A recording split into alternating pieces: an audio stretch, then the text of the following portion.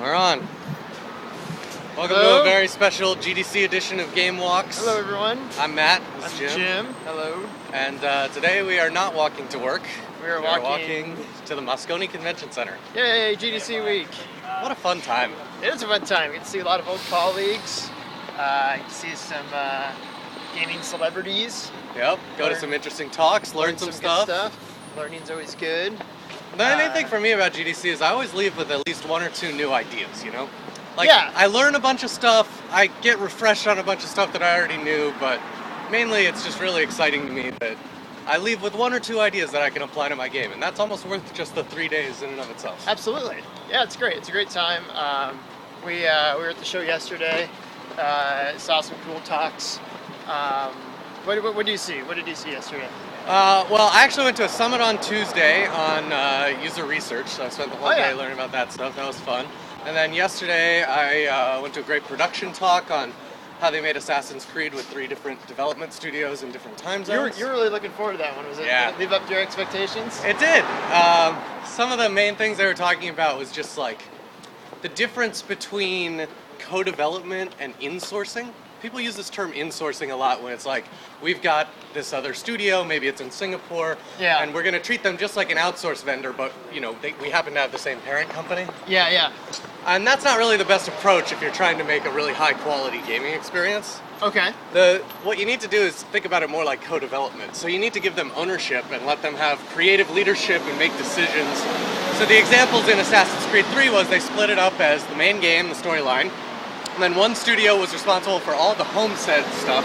Oh yeah. All your house stuff. And one studio was responsible for all the naval battles. Oh, who did that? Because that was awesome. I love the naval battles. That might have been Singapore, actually. Wow, and good then, for them. And then a third one was responsible for all the multiplayer. Oh, wow. And so, you know, is they quite each the have their production. own creative leadership, and obviously there's a chain of command, clear expectations and deliverables. Yeah, and you got to make sure it's cohesive, you know. Yeah. And that they all come together and still feel like one game and not Exactly. 4 separate games. And that was one of the most interesting takeaways for me, was that it's more important that you are cohesive than that you are right.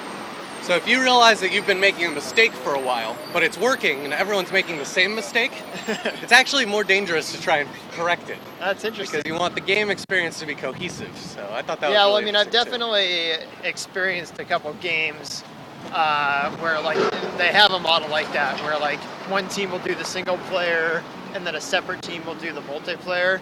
And if you don't have that cohesion, you can tell. Oh, yeah. You can tell that, like, this feels like 2 different games. I think that sticks out like a sore thumb. And then it kind of almost dilutes both experiences in a way. So Yeah. that's an interesting philosophy. The Assassin's Creed 3 thing, though, man, like, they made that game across 4 different development studios, like hundreds 400 of to 500 employees. people. Yeah, Just those are incredible. huge productions. We're trying to get a game greenlit at Zynga, an iPad game that is going to be made with 25 people. Yeah, 25 people. That even feels a little big That feels sometimes. like big for us. We're still growing up. So That's funny. that's cool. Yeah, I went to a couple cool talks. I went to one on a Candy Crush Saga. Oh, cool. From the CEO of King.com, and they approach their game development really neat, where they have King.com, and what they'll do is release about 15 new games a year on King.com, but they're not full games. They'll have like 3 people working for 3 months to create essentially one level of a new game idea, and they'll put those up on King.com, and they'll see which ones kind of get some traction and which ones people are asking for more content.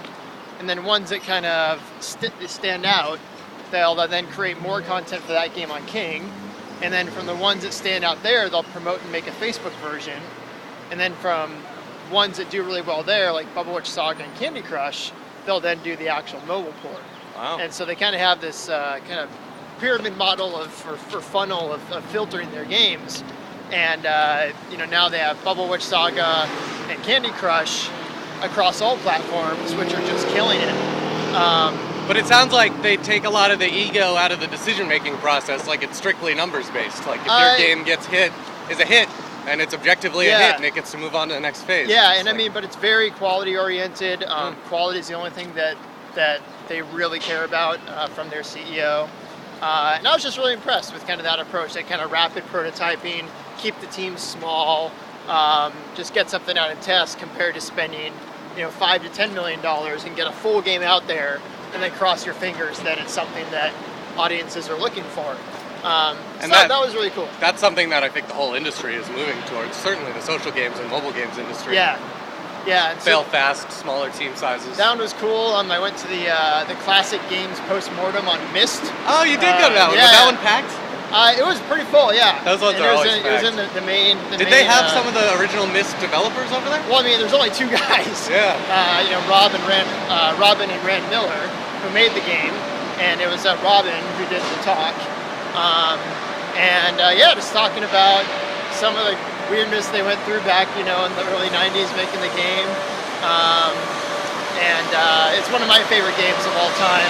Yeah, and I played it when I was in third or fourth grade. So it was a big inspiration for me and kind of opened my eyes to interactive entertainment. And so that was pretty neat. The biggest innovation that I always remember from Myst was that they cheated it by having all these pre-rendered, scenes that you could explore, and they made the game feel like it was producing graphics that were simply not possible at the time. Well, yeah, it was a great tool. It was really right? clever. It was really clever the way they tricked you into thinking that all this stuff is being rendered real time around you, but it's actually just really clever cheats. It's just a great way to approach it, kind of technically and artistically. They said that each one of those scenes, like each shot, took up to 12 to 14 hours to render. Wow. Back then. Could you imagine a computer trying to do that in real time? That's why it was so impressive. Yeah. What if somebody did that, partnered with Pixar and got these Finding Nemo caliber visual quality, stunning 1080p high definition, pre-rendered, and then just dumped it in the background? You never know. Yeah. So that's fun. Yeah. So that was cool. Just because. Do you learn anything about the game design philosophies that they used back then? He talked about puzzles and when you're designing puzzles, and that you should be able to solve them via common sense. He compared I forgot the exact term he used. It was arbitrary puzzles or something versus kind of common sense puzzles, and some in the game if you remember the tram sequence, the labyrinth. Of course. He's there was no point to have that. That was our worst puzzle in the game. Yeah, that was really frustrating. It was awful. He's we hit it on some, we missed it on others. Then there are others where you could literally come into a room and kind of think about if I need to open this, get to that treasure chest, what do I need to do? Well, I need to, lower the water level. So why would I do that? Well, I need to pump it out somehow. And how do I get that? So the player can kind of follow a natural sense of what they need to do. That's cool. But I mean, he said, Robin, who was one of the guys, said he'd only played one other game in his life. I think it was Zork 2. So it's not like he was a, adventure game veteran or something from Sierra or something who was making this game. So they were really coming out of kind of left field, and I mean, this made a classic, as they call it. Stories. So really cool, really cool. Well, the other talk I went to was the designing a narrative experience in Dishonored. Oh yeah, and, Dishonored, one of last year's best games. Yeah, I loved that game. Definitely on my list of favorites. So play it if you haven't. But the interesting thing about that talk was they were talking about how there's so much player choice in that game. There's the right amount. So imagine a big open field and you can go anywhere. That would be too much choice. Imagine a narrow path where you can only walk in one direction. That would be not enough choice. That's every shooter nowadays. Yeah, exactly. Yeah. So they wanted to give you a big canyon. So it's not a big open field, but you can definitely go left or right along the edges of the canyon as you navigate your way through the story. Yeah. So there's lots of different ways to play it and lots of replayability, and that was core to the design. So then the question is, how do you tell a story given those constraints? Right. A lot of games get this wrong where they predetermine the story that they're trying to tell, and it's about this very stealthy guy, and you play out the game as just this total murderous person, and you're just executing everyone you can. And then the story feels really inconsistent to you because your actions as a player do not match the narrative in the cutscenes and the storytelling stuff that they're trying to tell. Right. So they tried to basically reduce the amount of narrative to only the essential elements, and then allow the player's action to fill in the rest of the narrative. So, an example would be you never show someone dying in a cutscene. Rather, just the player killing them is the cutscene. And if you decide to do it in a non-lethal way by just disabling them or execute them, or you decide to shame them, it all just plays out through the game. Oh, interesting. So, yeah, it was a great game. And then the other cool thing that they talked about was they built all their systems as general as possible. So if you wanted to walk up to a door and throw a grenade and just explode that door, they didn't build it as a scripted sequence where it listens for the grenade and then the door is programmed to explode once it sees the grenade.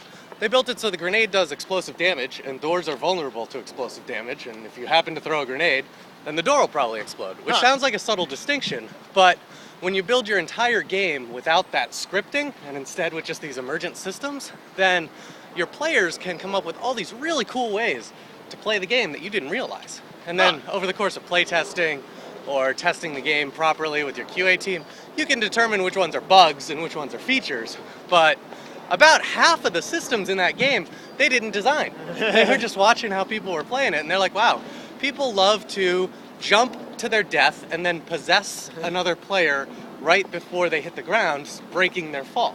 That's really cool. We should allow them to continue to do that, and that's cool. Not a bug. Speaking of kind of user testing, one of the things from the Myst presentation is when they did some kind of focus group testing back then, and one thing they did which was interesting, is they always had two people playing the game, because if you had only one person playing the game, they would just sit there silently, like trying to figure out the puzzle. So they would just encourage think aloud. Yeah, so they'd have two people playing the game, and they talk to each other about on the same console, or on the same PC, trying to figure out what the puzzle was, so that they could so they would talk to each other and be like, oh geez, I don't understand this, or we're trying to figure out this, and then they could on the fly react to that feedback. Or they could even because Myst, obviously you're clicking all these kind of hidden hyperlink boxes essentially. If people are like clicking on that stair step thinking that was going to take them to the next scene, and that wasn't part of the bounding box, they could immediately just like drag the kind of just fix it. Yeah, the box like in real time and fix it.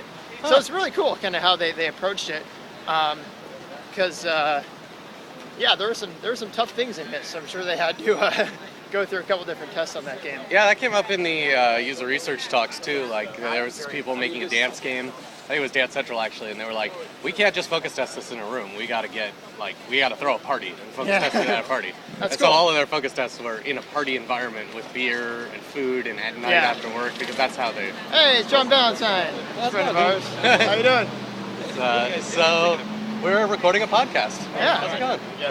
Oh, hey, what's up? This you? David. This is Christian, someone we used to work with. This is what GDC is all about. Anyways, so what are you guys most excited about today? I have not looked at the schedule yet. See you guys. I've not looked at the schedule yet. I got to find some talks to go to. We start in about 15 minutes. Yeah. What are you going to today? I'm really excited about the making of Diablo. Oh yeah, I was going to go to that. That'll be good. And then I'm going to a story on CSR Racing this morning. Oh, that'll be good. Yeah, that's another good mobile game that's doing well. Well, that's GameWalks for today. So we'll give you more GDC updates as we got them. Sounds good. See you later. Take care.